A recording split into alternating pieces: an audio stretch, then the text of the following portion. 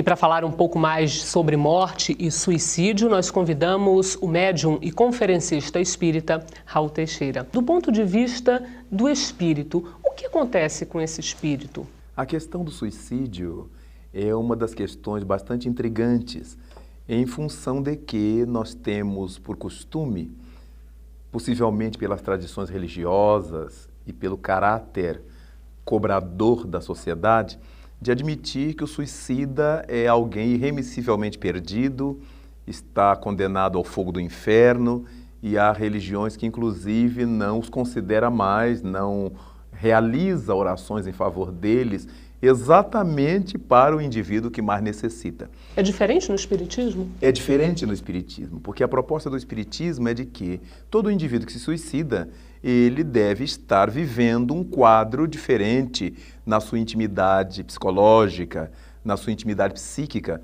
A criatura que se suicida certamente está desgostosa da vida, certamente não admite as propostas que a vida lhe está trazendo, deseja vingar-se de algo ou de alguém, ou simplesmente está motivada no que se chama de suicídio honroso, em admitir que ela estará, ao matar o corpo, realizando uma proeza, libertando o seu povo, criando situações capazes de dar ao seu povo uma grandeza maior. Há muita gente que se suicida dentro dessa linha de suicídio honroso para desfazer algum crime, algum erro, algum mal-entendido, alguém que se suicida de maneira a fazer com que alguém se sinta culpado, então deixam cartas, bilhetes, etc. De maneira que sempre alguém está desfocado daquilo que a divindade espera de nós. De modo que, para o espiritismo, cada suicida tem um nível de responsabilidade. Não se pode tomar de uma craveira e, a partir dali, todos são medidos pela mesma craveira, pelo mesmo estalão. Um guarda-costa, por exemplo, né? Está ali para defender a vida de uma outra pessoa. Numa situação qualquer, de um tiro, por exemplo, esse segurança se coloca na frente dessa outra pessoa e acaba morrendo. Este é um suicida? E este é alguém que desejou salvar a vida de alguém. Se nós considerarmos as leis divinas, ele não será considerado suicida, porque, em verdade, ele não tinha intenção de morrer, não tinha intenção de se matar. Mesmo aquele que está fazendo por onde se matar, nós consideramos como suicidas indiretos, como o caso dos que têm vícios, do tabaco, dos excessos, da droga, etc. Se ele estiver fazendo aquilo como um hábito, como um costume, mas não é com a intenção de se matar, ele é suicida, mas é um suicida indireto. Muitas vezes a criatura sabe que aquilo vai levá-lo à morte. Então ele é um suicida consciente, é um suicida direto, porque ele sabe que aquilo mata. Isso piora a situação dele do ponto de vista espiritual? Complica, porque quanto mais você sabe, mais responsabilidade você tem sobre o material conhecido. Então, por isso, Jesus Cristo estabeleceu que aquele que mais tem, mais se lhe pedirá. Obviamente que é da lei da vida. Você não vai exigir de uma criança aquilo que você cobra de um adulto. Você não vai pedir de um doente mental, de uma pessoa insana, aquilo que você cobra de uma pessoa lúcida, equilibrada psicamente.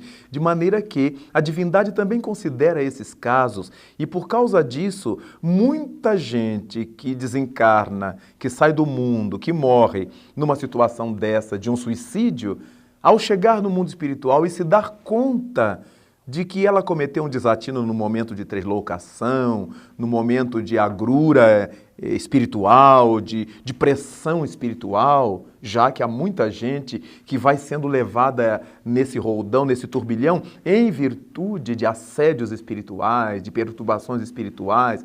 Claro que esses assédios, essas perturbações, nós damos acesso a eles, mas não damos acesso a eles com a intenção de nos matar. A invigilância, né, o modo de viver de maneira equivocada, e alguma entidade exploradora, oportunista, se vale desse canal aberto. E porque ela sabe que você tem tendências, você tem inclinações à autodestruição, a fugir das coisas mais difíceis, então ela vai lhe levando gradativamente a admitir que fora da morte não há solução. Então, por causa disto, nós verificamos muita gente que é levada ao suicídio por indução espiritual. Não é que o espírito vai a mate, mas ele vai colocando na mente dela que o melhor para o problema que ela está vivendo é dar conta desse problema morrendo.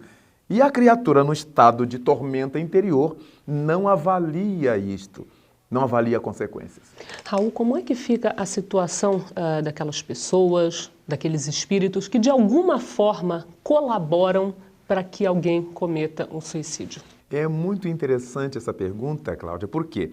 Porque nós vemos muitos suicidas renascendo com paralisias cerebrais, com deformidades, com lesões sérias. Principalmente as pessoas que atiram no coração, que atiram na cabeça, elas voltam com lesões nas áreas em que o tiro afetou. Outras criaturas ingerem venenos, tóxicos sérios e voltam com lesões no aparelho fonador, no aparelho digestivo, no aparelho gastrointestinal. E, obviamente, quem é que vem para dar suporte a essas pessoas? Para ser a mãe do deficiente, o pai do deficiente, a família do deficiente, senão aqueles indivíduos que ativaram o processo, que muitas vezes levaram a criatura àquele nível de realização. De maneira que todas as pessoas que estão junto ao doente, a criatura patologicamente afetada, não está, salvo casos muito especiais, porque ela seja boazinha e está fazendo bem ao outro. Não está nessa situação porque Deus tenha querido testar a sua fé, como muita gente acredita. Ela está ali, segundo as leis da reencarnação, porque ela tem alguma coisa a ver com esse episódio. E tanto mais tem a ver, quanto mais sofre com o problema da criatura. Então, costumeiramente, vem como mãe ou como pai, que são os que sofrem mais diretamente, mais proximamente, os que têm mais trabalho com essas criaturas. Depois vamos espalhando os irmãos, os avós, os tios, até a sociedade, que de uma forma bastante ampla é a grande responsável pelas coisas que ocorrem ao indivíduo. Bom, Raul, e aí? Morre, a pessoa morre, tradicionalmente na nossa cultura, o funeral, e depois disso? Acontece o que com o espírito? O funeral, Cláudia, naturalmente é a homenagem que a gente faz, que a gente presta ao corpo que serviu durante X anos, X dias ou horas àquele ser espiritual. O nosso ser espiritual querido, nosso pai, nossa mãe, amigo, irmão, etc., não estão ali mais naquele corpo que a gente reverencia e que vamos todos levar à última casa, né, a última morada, como se costuma dizer. O nosso ser querido é o ser espiritual. Então ele volta para o mundo normal primitivo de onde ele veio. Todos nós que ocupamos um corpo físico, depois da fecundação do espermatozoide no óvulo, nós viemos da pátria espiritual, nós viemos dessa dimensão espiritual. E, obviamente, ao sairmos do corpo, retornamos a esse mundo dos espíritos, a essa vibração especial que nós chamamos de mundo dos espíritos, a essa frequência especial que é o mundo dos espíritos.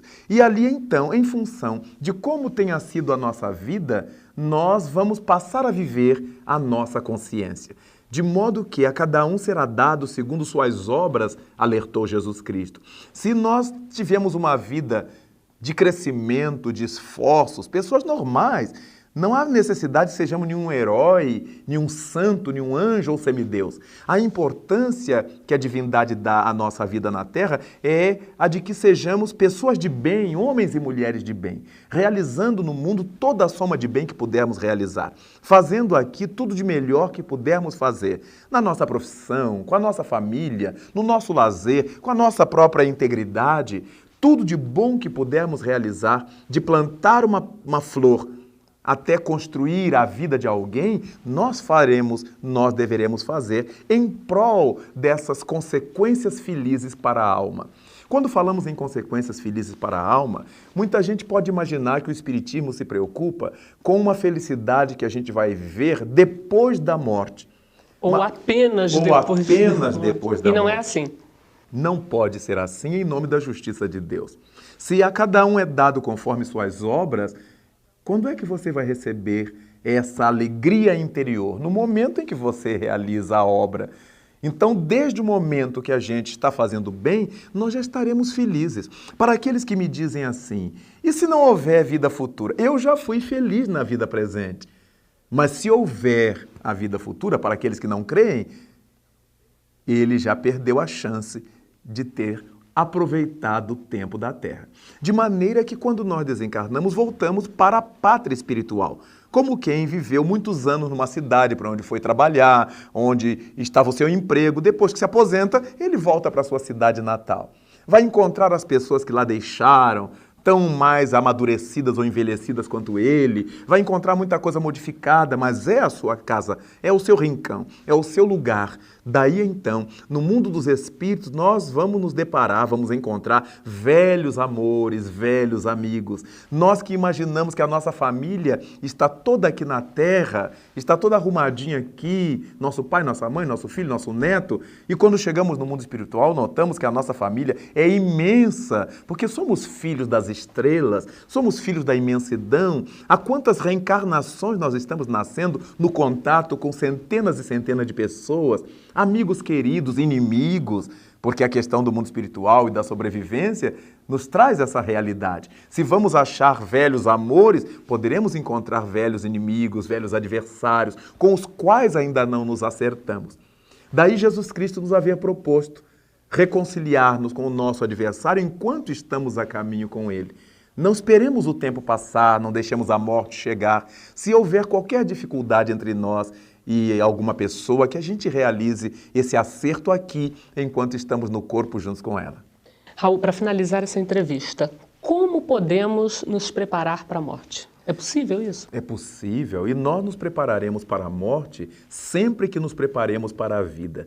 Saber viver, viver bem, fazer amigos, manter os amigos, trabalhar, estudar. Que coisa maravilhosa estudar, iluminar a mente. Quando a massa dos espíritos que vive na Terra adora a preguiça mental, detesta ler, detesta estudar, gosta de coisas ligeiras, mas se dá conta de que na medida em que o tempo passa, elas continuam ignorantes, não sabem nunca de nada.